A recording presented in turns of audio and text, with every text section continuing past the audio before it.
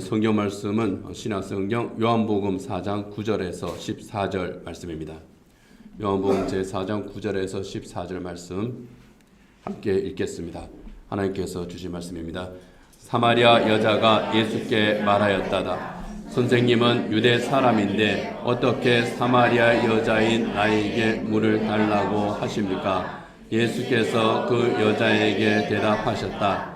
내가 하나님의 선물을 알고 또 너에게 물을 달라는 사람이 누구인지를 알았더라면 도리어 내가 그에게 청하였을 것이고 그는 너에게 생수를 주었을 것이다. 여자가 말하였다. 선생님, 선생님에게는 두레박도 없고 이 우물은 깊은데 선생님은 어디에서 생수를 구하신다는 말입니까? 선생님이 우리 조상 야곱보다 더 위대하신 분이라는 말입니까? 그는 우리에게 이 우물을 주었고 그와 그 자녀들과 그 가족까지 다 이 우물의 물을 마셨습니다. 예수께서 말씀하셨다. 이 물을 마시는 사람은 다시 목마를 것이다. 그러나 내가 주는 물을 마시는 사람은 영원히 목마르지 아니할 것이다. 내가 주는 물은 그 사람 속에서 영생에 이르게 하는 샘물이 될 것이다. 아멘.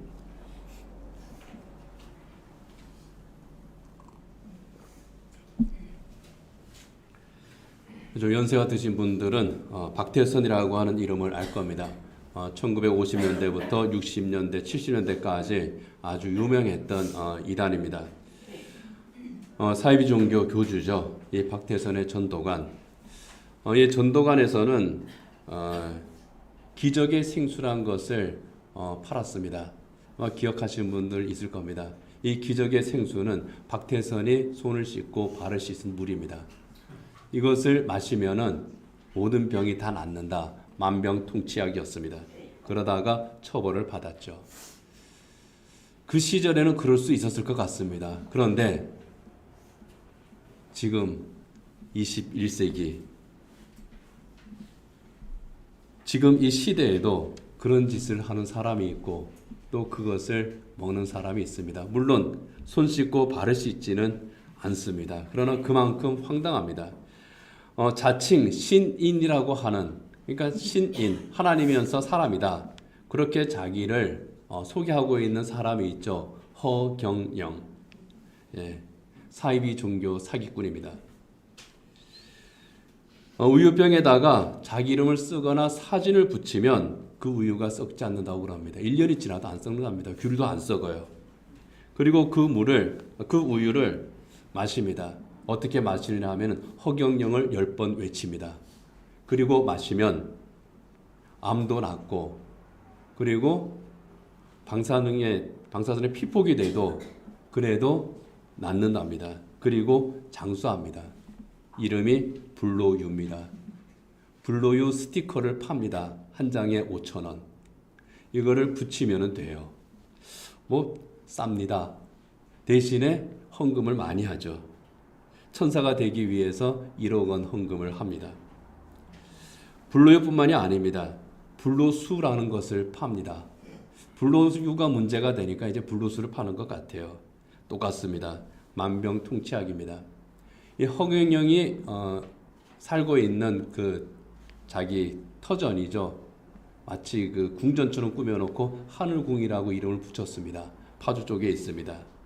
거기에 나오는 지하수, 진짜 지하수인지 아닌지 모르겠지만 지하 3km에서 끌어올렸다고 하는, 끌어올린 게 아니라 터져 나왔다고 하는 그 광천 불로수라고 하는 것을 또 팝니다.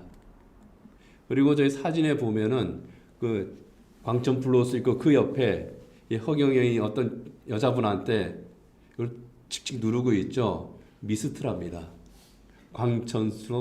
불로수로 만든 미스트. 그러면은 피부도 좋아지고 젊어지고 병도 낫습니다. 누가 보아도 사기가 분명합니다. 그런데요, 저는 허경영의 추종자가 있기는 있어도 그렇게 많지는 않겠다라고 생각을 했는데 아닙니다. 생각 외로 많습니다. 그래서 이 허경영을 맹신하는 사람, 불로유, 불로수 미스트, 불로 산삼, 예, 아마 이제 홍삼 찐 거를 가지고 파는 것 같아요. 그런 것들을 사고 부모님에게 선물하고, 효도한다고 받는 것 주니까 안 받을 수도 없을 거고, 또 부모님이 효도하는 마음으로 이것 좀 사라 그러면은 또 그거 안 사드릴 수도 없을 것 같고, 참 그렇습니다. 어디에서 나온지 모르는 그런 물을 일종의 생수병에다가 담아서 이것이 불로수다 하고 팔아먹고 있습니다. 다시 말씀드리지만은 정치와 종교를 결합해서 사람들을 미혹하는 종교 사기꾼이 허경영입니다. 우리 성수교회 성도들은 아마 허경영에게, 혹시 허경영의 그 불로유 사신 분 없으시죠? 예, 만약에 사셨다면 버리시고, 예, 그냥 깨끗한 우유 드시고 깨끗한 생수 마시는 게 제일 좋습니다. 그리고 예, 아프면 병원 가세요. 그리고 기도하세요. 기도가 먼저죠. 기도하면서 병원 가면 하나님께서 치유를 해 주십니다.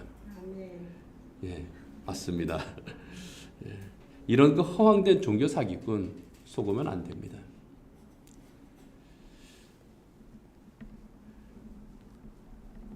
예수님께서 제자들과 함께 사마리아 지방을 지나가실 때의 일입니다. 유대 땅에서 갈릴리로 가려고 하면은 사마리아 땅을 지나가는 것이 최단거리입니다. 삥 돌아서 이제 가야 되는데 예수님께서는 사마리아 땅을 지나가셨습니다. 식사 때가 됐습니다.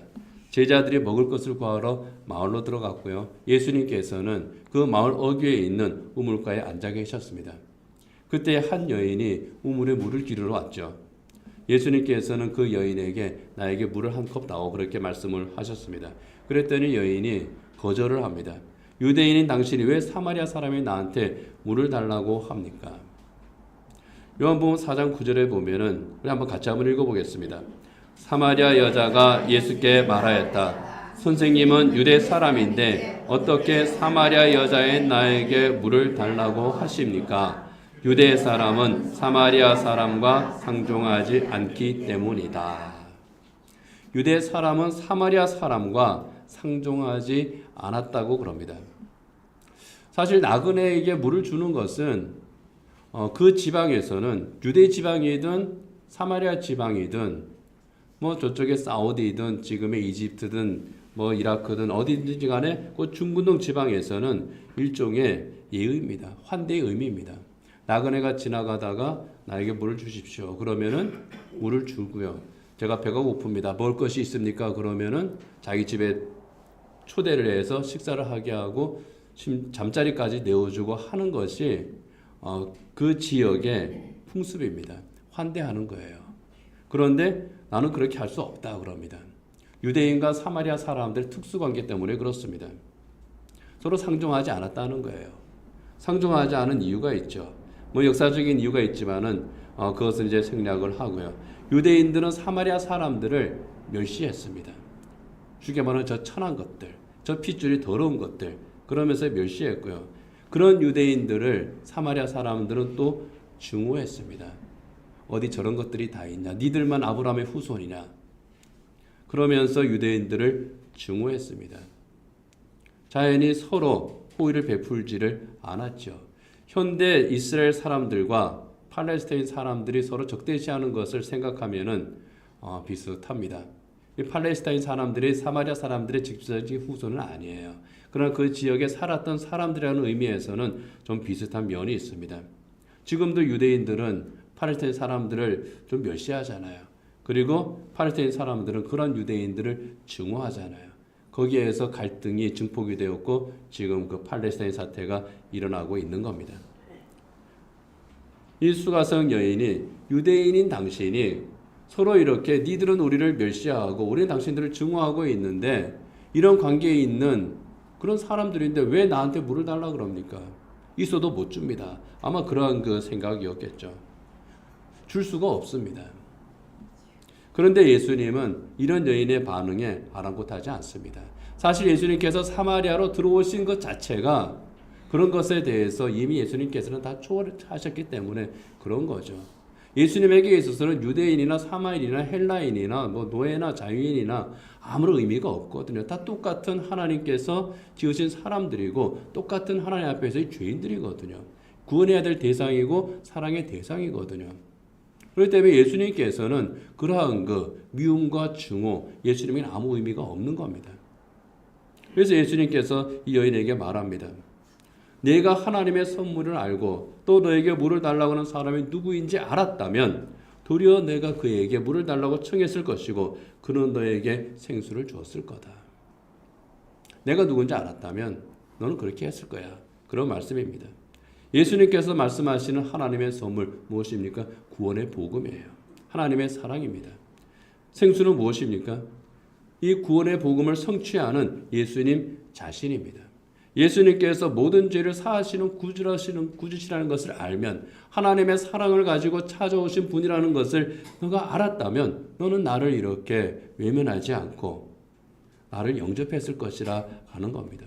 그리고 예수님을 영접하면 구원의 은혜를 받고 영생을 선물로 받았을 것이라고 하는 것이 예수님의 말씀입니다. 그렇지만 여인은 그것을 알 리가 없죠. 그래서 예수님에게 대답을 하는데 그 뉘앙스가 좀 빈정거리는 그런 뉘앙스입니다. 비아냥거리는 거예요. 웃기는 말씀하지 마세요. 그런 겁니다. 그래서 이렇게 말하죠. 선생님에게는 두리박도 없잖아요. 그리고 이 우물은 굉장히 깊습니다. 내가 당신에게 물을 줄 생각이 없는데 어디에서 생수를 구하신다는 말입니까? 그리고 묻습니다. 선생님이 우리 조상 야곱보다 더 위대한 분입니까? 뒤집어서 말하면 뭡니까?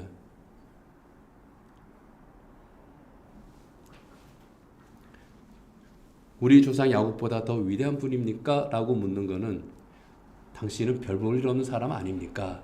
그런 뜻이에요. 예수님이 빈정거리는 겁니다. 나는 물을 떠줄 생각도 없고 내가 유대인과 사마리아 사람의 관계를 내가 뛰어넘어서 당신에게 물을 떠줄 만큼 그렇게 당신은 대단한 사람도 아닌데 내가 뭐하러 물을 떠줍니까? 나한테 말도 붙이지 마세요. 이제 그런 뉘앙스로 우리가 생각하면 됩니다.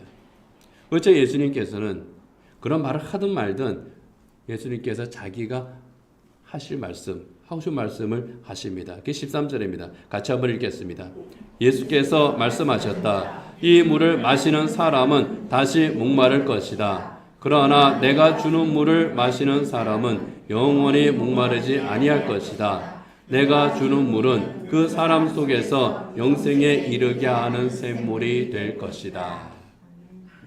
여인은 빈정거리고 시비를 겁니다. 화를 북돋우는 그런 말이에요.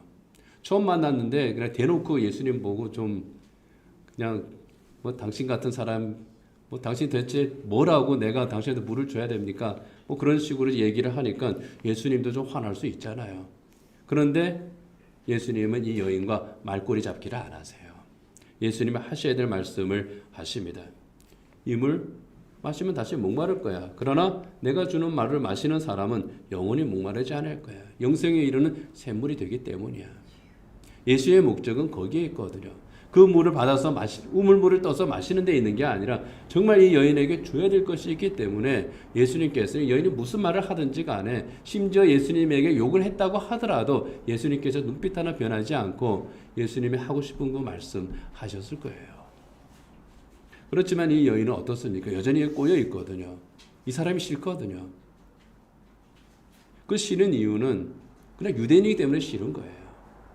그래서 다시 대꾸합니다. 다시 한번 15절 한번 같이 읽어보겠습니다. 그 여자가 말하였다. 선생님, 그 물을 나에게 주셔서 내가 목마르지도 않고 또 물을 기르러 여기까지 나오지도 않게 해 주십시오. 아까 말씀드린 그 유대인과 사마리아 사람의 관계를 생각하면서 계속 예수님에게 시비 거는 그러한 것을 생각하면서 이 말을 우리 다시 한번 음미하면 어떻습니까? 물 정말 있으면 한번 줘봐요. 헛소리 하지 말고 진짜 있으면 좀 나한테 좀 줘봐요. 뉘앙스가 그렇다는 거예요. 그래서 내가 그 물을 마시고 영원히 목마르지 않고 또 매일 내가 여기 물을 길러 나오는 것이 참 쉬운 일이 아닌데 사람들이 보지 않는 때에 그 물을 길러 나오는 내 처지를 생각할 때에 참 물을 길러 나오기 싫은데 잘 됐습니다. 그런 물 있으면 나한테 한번 줘보세요.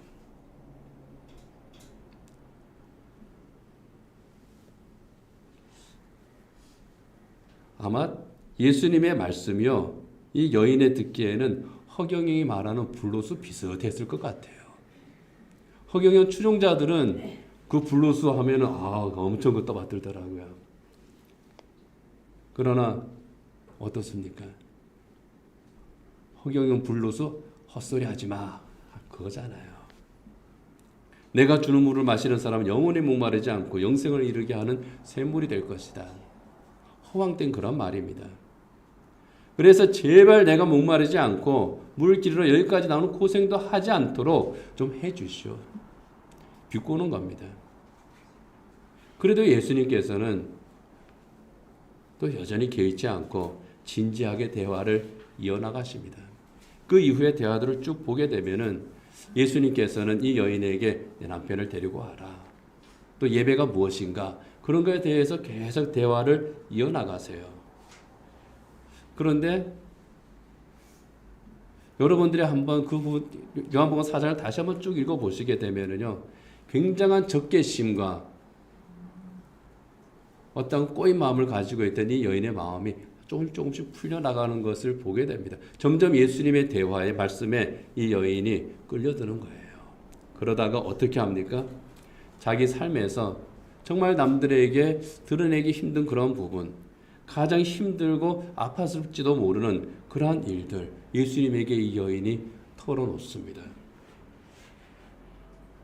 그러면서 복음의 본질로 점점 더 다가 들어가고 예수님께서는 참된 예배가 무엇인지, 하나님 앞에서 우리가 어떻게 서는 것인지 가르쳐 주시면서 아주 핵심을 딱 찌르시죠.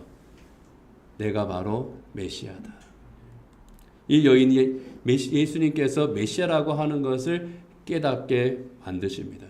마침내 이 여인은 자기가 물을 깃기 위해서 가지고 왔던 그 물동이를 버려둡니다. 그걸 버리고 마을로 달려 들어갑니다. 그전에는 만나기를 꺼려했던 그 모든 사람들에게 내가 메시아를 만났습니다 하고 외칩니다. 그들에게 메시아를 소개합니다. 그들이 예수님을 믿도록 인도합니다. 예수님께서 이 여인에게 주시겠다고 했던 그 생수에 대한 그런 시비, 이건 다 잊어버렸어요. 예수님이 구주시라고 사람들에게 가서 전파합니다. 그리고 그 말을 듣고 수가성 사람들이 예수님을 믿었습니다. 그들이 예수님을 찾아옵니다. 예수님의 말씀을 듣고 그들이 고백합니다. 42절 같이 한번 읽어보겠습니다. 그들은 그 여자에게 말하였다. 우리가 믿는 것은 이제 당신의 말 때문만은 아니요. 우리가 그 말씀을 직접 들어보고 이분이 참으로 세상의 구주이심을 알았기 때문이요. 수가성뿐만 아니라 수가성에 사는 그 모든 사람들이 예수님을 구주로 믿고 영접한 겁니다. 그들이 하나님의 선물인 예수님을 구주로 영접하는, 정말 그 마음 그 안에 생수가 솟아오르는, 그 샘물처럼 솟아오르는 그 기쁨을 그들이 누리게 된 겁니다. 그렇다면 예수님께서 말씀하신 그 생수, 그들의 속에서 솟아나게 된 그 생수는 무엇이겠습니까? 크게 세 가지 측면에서 우리가 한번 생각해 보도록 하겠습니다. 성경에도 이렇게 세 가지 측면의 생수가 우리에게 소개됩니다. 그 첫 번째는요, 우리 삶에 베풀어 주시는 하나님의 은총이 일반적인 의미에서 생수입니다. 출애굽한 이스라엘 백성이 마라라고 하는 곳에 도착했습니다. 그런데 거기에 물은 있는데 마실 수는 없어요. 쓴물이고 그 물이 몸에 해롭기 때문입니다. 물을 마셔야 되는데 물이 앞에 있는데 마실 수 없습니다. 그때 하나님께서 그 마라의 그 쓴 물을 마실 수 있는 생수로 바뀌게 하십니다. 출애굽기 15장 25절 같이 한번 읽겠습니다. 모세가 주님께 부르짖으니 주님께서 그에게 나무 한 그루를 보여주셨다. 그가 그 나뭇가지를 꺾어서 물에 던지니 그 물이 단물로 변하였다. 모세가 하나님께 부르짖습니다. 하나님께 간구합니다. 하나님께서 모세에게 나뭇가지를 꺾어서 물에 던지라고 말씀합니다. 순종했습니다. 그 물이 단물로 변합니다. 생수로 바뀌었다는 겁니다. 우리의 삶에 하나님께서 베풀어 주시는 은총입니다. 하나님께 간구할 때에, 그 필요에 따라서 간구할 때에 하나님께서 그에게 허락하시는 기적입니다. 르비디마라는 곳에 이스라엘 민족이 도착했을 때에도 마실 물이 없었습니다. 여기는 아예 물이 없었습니다. 그때 하나님께서는 바위에서 물이 솟게 하셨죠. 모세로 하여금 바위에서 물이 솟게 하셨습니다. 바위에서 솟아난 생수가 그들의 생명을 구합니다. 위기에 처했을 때에, 우리 스스로 해결할 수 없는 그런 상황에 처했을 때 하나님께서 베풀어 주신 도움의 은총입니다. 이것이 성경에서 말씀하시는 일반적인 그러한 생수의 의미입니다. 모세처럼 하나님의 능력을 믿고 믿음으로 간구할 때 하나님께서 능력의 손으로 베풀어 주시는 겁니다. 두 번째는요, 성령 충만의 은혜입니다. 예수님께서 성전에 올라가셨을 때에 예수님께서 사람들을 향해서 이렇게 선포하신 대목이 있습니다. 요한복음 7장 37절이야 38절 같이 한번 읽어보겠습니다. 명절의 가장 중요한 날인 마지막 날에 예수께서 일어서서 큰 소리로 말씀하셨다. 목마른 사람은 다 나에게로 와서 마셔라. 나를 믿는 사람은 성경이 말한 바와 같이 그의 배에서 생수가 강물처럼 흘러나올 것이다.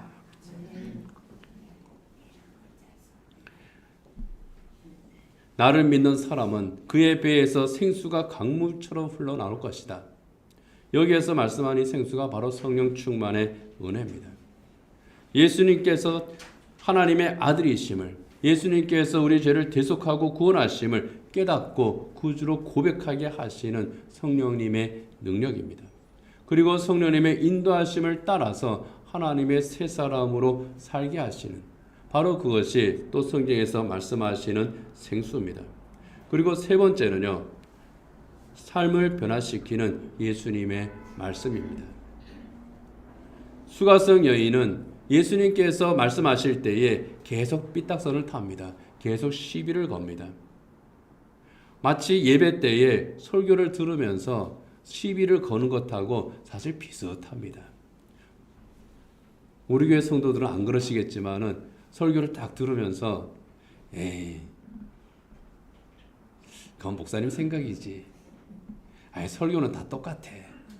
에이, 세상 물절 모르시는 말씀. 에이, 정말 하나님이 그래? 에이, 그런 식으로 삐딱하게 받아들이고 또 왜곡하고 그러는 것하고 사실은 비슷하다고 보면 됩니다. 진짜 그렇잖아요. 예수님께서 내게 있는 생수를 주겠다 그러니까 줄 수나 있습니까? 그런 것하고 똑같잖아요. 그렇지만 어떻게 합니까? 예수님께서는 이 여인한테 계속 말을 겁니다. 대화를 이어갑니다. 이 하나님이세요. 하나님께서는 계속 우리에게 말을 거시는 분이세요. 계속 말을 겁니다. 수가성 여인은 예수님께서 말을 걸 때에 삐딱하지만은 그래도 대꾸라도 했지만 요즘은 더 답답하실 것 같아요. 아예 대꾸도 안 하죠. 그래도 계속 말을 거시는 예수님, 계속 말을 거시는 하나님, 우리한테 끊임없이 말을 거시는 분이 우리 주님이세요. 우리가 말귀를 잘못 알아들어도, 때로는 수가성 여인처럼 삐딱선을 타더라도, 때로는 아예 외면을 하더라도, 그래도 끊임없이 우리에게 말을 거시는 분이 우리 주님이신 겁니다. 그 과정에서 여인의 마음이 변화하기 시작한 겁니다. 배우 윤여정 씨가 영화 미나리로 아카데미상을 탔죠. 많은 사람들이 환호했습니다. 그리고 인터뷰도 이제 많이 하고 사람들에게 많이 소개되고, 야, 참 윤여정이 참 대단한 분이구나 하면서 이제 그 윤여정 씨한테 많은 호감을 가졌습니다. 그때 만들어진 그 유행어 하나가 윤며들다 하는 말이었습니다. 그 전에 뭐 다른 연예인한테 쓴 말이 이렇게 여기 이제 인용이 됐다고는 그래요. 윤여정이라고는 말하고 스며들다라고 하는 이 말이 합쳐졌다 그래요. 그래서 윤며들다. 윤여정이 내 마음에 스며들었습니다. 그런 뜻이랍니다. 윤여정 씨가 출연했던 그 영화나 그 인생이나 그 인터뷰, 참 윤여정 씨 보면은 개인적으로 볼 때는 다른 건 다 이제 뭐 서로 간에 이제 호불호가 있겠지만 요 성역 부분은 조금 관계가 없는 겁니다. 개인적으로 이 양반이 정말 내가 대단하다 싶은 것 하나가 윤여정 씨하고 처음 이렇게 이제 결혼했던 사람 있잖아요. 개망난이. 제가 볼 때 설교단에서 얘기하기가 좀 그렇지만 정말 망난이에요. 예. 근데 굉장히 그 많이 참, 여기까지 합시다. 근데 둘이 헤어지고 나서 일단 그 조모 씨는 그냥 자기가 어떻게 헤어져 뭐 해야지 하여간 뭔가 다 나와가지고 말하기 좋아하는 사람이니까 다 떠버렸어요. 근데 윤여정 씨는 일절 한마디도 안 했습니다. 일절 한마디도 안. 나중에 이제 얼마 전인가요? 작년인가 재작년인가 그 조모 씨 인터뷰를 보니까 좀 철이 들었는지 그렇게 자기에 대해서 아무 말 안 한 것에 내가 고맙다. 이제 그런 말을 한 걸 봤는데 어쨌든 뭐 인터뷰든지 뭐든지 사적인 대화에서도 일체 거기에 대해서 아무 말도 이제 안 했다 하는 거 보니까 참 속은 많이 썩었겠지만 참 대단한 사람이다. 뭐 이제 그런 것들이 이제 있으니까 또 자기 삶의 어려운 힘든 시기들을 또 잘 이겨냈을 것 같아요. 그런 것, 이런저런 것들을 보면서 사람들이 이 윤여정 씨에게 호감을 가지게 되고 그래서 윤며들다 하는 말이 또 만들어진 것도 같습니다. 바로 그런 겁니다. 이 수가성 여인이 예수님의 말씀을 들으면서 예수님과 계속 대화를 나누면서 비록 처음에는 삐딱하게 예수님의 말씀을 들었지만 어느 순간부터 점점 예수님의 말씀이 수가성 여인의 가슴에 스며들기 시작하는 겁니다. 그 영혼을 채우기 시작하는 거예요. 그 윤며들다라는 말을 빗대면은 예며든 겁니다. 이건 제가 만든 거예요. 우리도 예며들면 좋겠어요. 예수님이 내 마음에 스며들고 내 영혼에 스며들고 정말 그래서 우리가 예수님의 사람이 되는 것. 수가성 여인이 그런 과정을 거치잖아요. 예수님의 말씀이 이 여인의 귀에 들어왔습니다. 처음에는 듣고 싶지도 않아요. 다른 말을 합니다. 그러나 조금씩 이 여인의 마음에 스며들었습니다. 여인의 닫힌 마음을 열고 그 영혼을 변화시키고 어느 순간에 예수님을 자기 구주로 영접한 겁니다. 그리고 물동이를 버려두고 동네로 달려들어갑니다. 성경학자들 가운데는 이 여인이 물동이를 버려두고 동네로 달려간 그 모습을 이런 의미로 또 이제 해석을 합니다. 이 물동이는 이 여인이 먹고 살아야 하지만 그렇지만 들고 나오기 싫은 이 우물가에 나오는 게 참 싫은 사람이거든요. 다른 사람 만나는 것도 싫고 그렇지만 어쩔 수 없이 살기 위해서 들고 나야만 하는 그런 물동이 하기 싫어도 어쩔 수 없이 할 수밖에 없는 자기 삶의 정황 이것이 바로 여인의 물동이다. 그런데 그것을 버려뒀다는 것은 그것보다 더 귀한 것을 예수님에게서 얻었기 때문에 그래서 이 여인이 물동이를 버려두고 동네로 달려갔을 거라요. 그래서 그걸 보면서 그럴 수도 있겠다. 그러면서 저 한 가지 더 생각을 한 게 있습니다. 아마 달려 들어갔다가 다시 돌아와서 물동이 다시 가져갔을 것 같아요. 그런데 다시 가져가는데 달라지죠. 그전에는 그 물동이를 가져오는 마음도 무겁고 그렇게 떠서 가져가는 물도 굉장히 무거웠을 건데 이제는 안 그랬을 것 같아요. 왜요? 이 여인이 마을로 동네로 달려들어가서 이런 말을 했거든요. 내가 메시아를 만났습니다.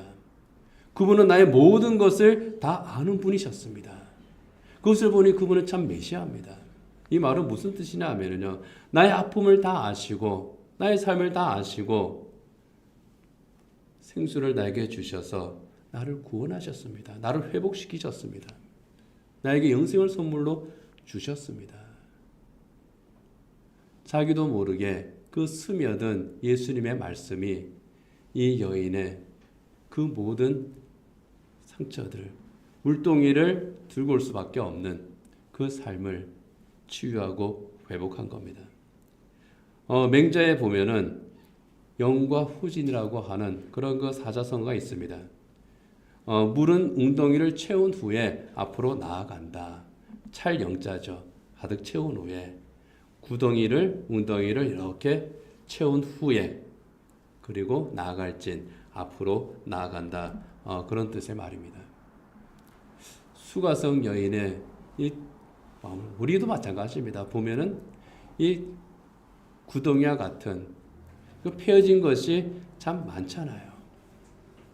그런데 생수와 같은 예수님의 말씀이 그 구덩이들을 하나하나 채우는 겁니다. 그리고 거기에 있는 그 상처들을 하나하나 치유하시는 거죠. 그리고 다 채워서 치유하고 앞으로 나아가는 겁니다. 그리고 마침내 그 영혼이 내가 하나님의 은혜로 내가 구원받았구나. 하나님의 새 사람으로 변화하는 겁니다. 그러니까 그 삶도 달라지는 거예요. 우물가로 올 때에 무거운 마음으로 힘들게 그렇게 걸어왔는데 이제는 어떻게 합니까? 버려두고 달려가는 겁니다. 사람들에게 가서 내가 메시아를 만났습니다. 회복의 선언이죠. 유대인 신학자 알프레드 에더사임은요, 그 당시에 물을 기르러 우물가로 오는 사람들은 대체로 신분이 낮은 사람이거나 가난한 사람이거나 그런 사람이라고 말합니다. 그리고 수가성 동쪽에는 야곱의 우물보다 더 가깝고 좋은 우물이 있었을 것이고 그 대부분의 수가성 여인들은 그 우물을 더 자주 이용했을 거라는 겁니다. 그런데 예수님께서 기다리셨던 그 우물가, 여기는 사람들이 잘 찾지 않는 곳, 사회적으로 신분이 낮고 가난할 수밖에 없는 그런 사람이 찾아오는 곳이라 하는 겁니다. 다른 사람들하고 마주치고 싶지 않으니까 사람들이 찾아가지 않는 시간에 잘 찾아가지 않는 그런 장소, 그곳으로 찾아간 것이 수가성 여인의 현실이었습니다. 다른 사람 만나기 싫은 거예요. 마주치기 싫은 겁니다. 그래도 어쩔 수 없이 가야 하는데 그곳에서 예수님께서 기다리셨더라 하는 거예요.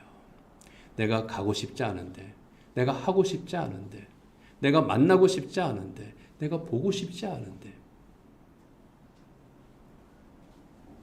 그래서 나에게 상처받게 되지 않는 것, 웅덩이가 점점 깊어지는 바로 그때 그곳에서 예수님께서 기다리시더라 하는 겁니다.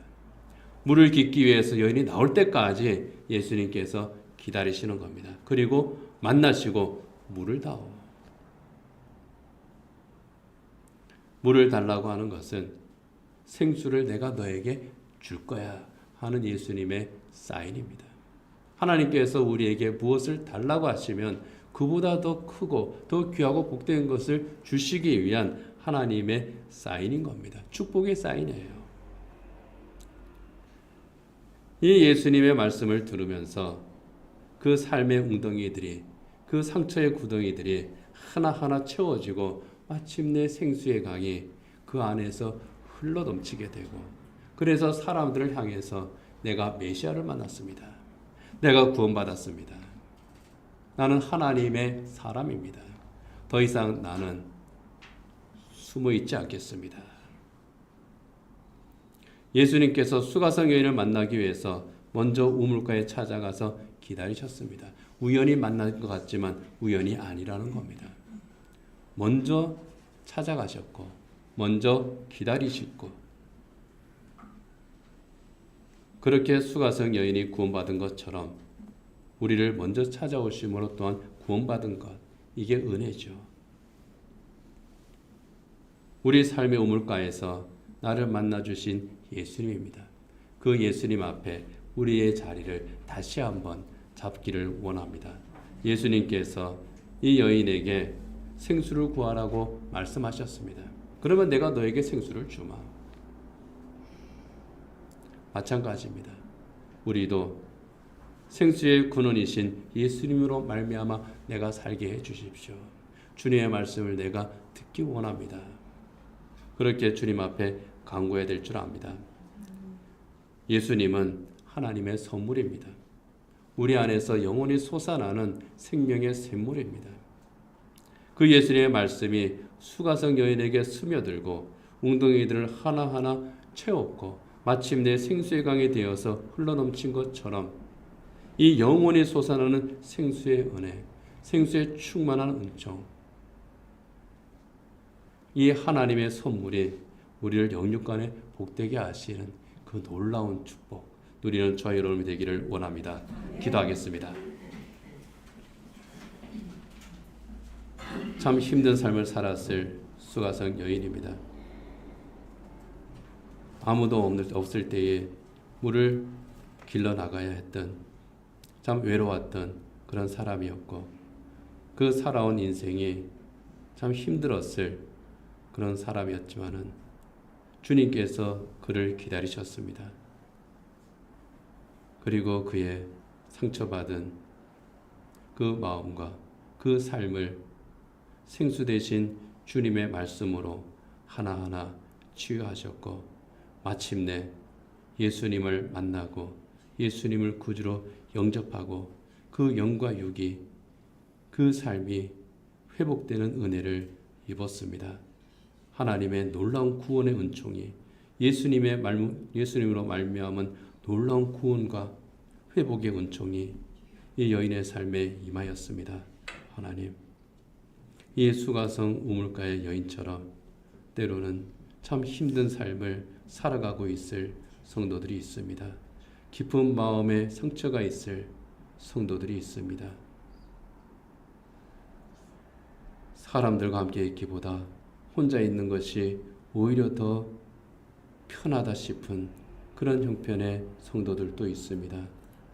그 마음과 그 영혼의 상처들, 아픔들, 하나님, 그것 때문에 우리 주님의 말씀을 외면하지 않게 하시고 그럼에도 불구하고 계속 말을 거시고 계속 말씀을 하시는 주님의 음성을 우리 들을 수 있게 하시고 주님의 말씀이 우리 안에 스며들어 하나님 우리의 모든 상처들이 영과 육의 삶의 그 모든 아픔들이 치유되는 복을 저희들이 누리게 하여 주시옵소서.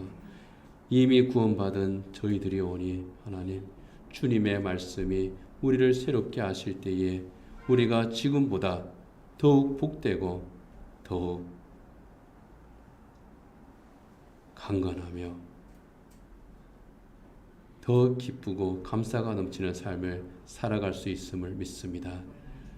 우리 안에서 생수의 강이 흘러넘치는 그 은혜 날마다 누리게 하여 주시옵소서. 예수님 이름으로 기도드립니다. 아멘.